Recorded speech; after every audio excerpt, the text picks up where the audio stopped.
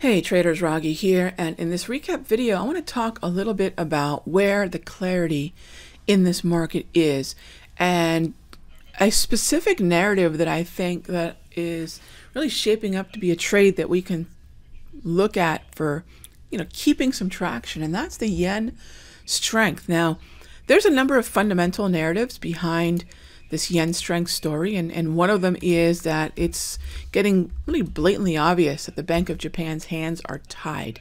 What that means is their current monetary policy is really pretty much print yen, buy Japanese government bonds, and over and over and over again, to the point now that the Bank of Japan owns something to the tune of 70% of all Japanese government bonds.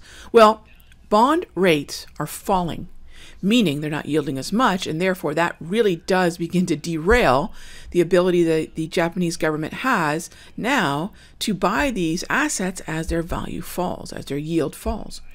And that means they would stop printing as much yen and not buying as much Japanese government bonds, and that means the yen is going to appreciate.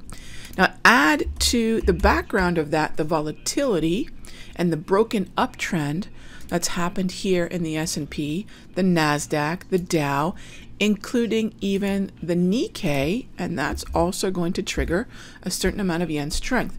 So the yen strength of its own volition, meaning the narrative coming from Japan, there is reason for that. Then you add the complementary aspect to what's happening with equities and the uncertainty, that's increasing yen strength as well, and therefore trades like the Aussie yen, which we took just 3 days ago.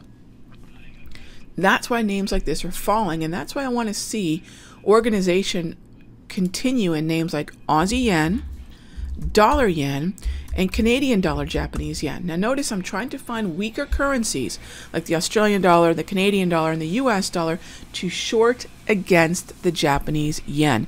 And that's the idea here. So looking for consistent red grab candles, preferably 5 dots accompanying the downtrend, and shorting into the bounces is very much what I'm focused on here going forward. So a quick narrative as the background, and then moving forward into why I like these shorts, which are yen buys, by the way.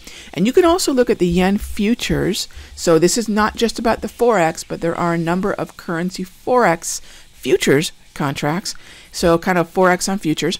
You can take a look at those markets as well, and we will in the coming days.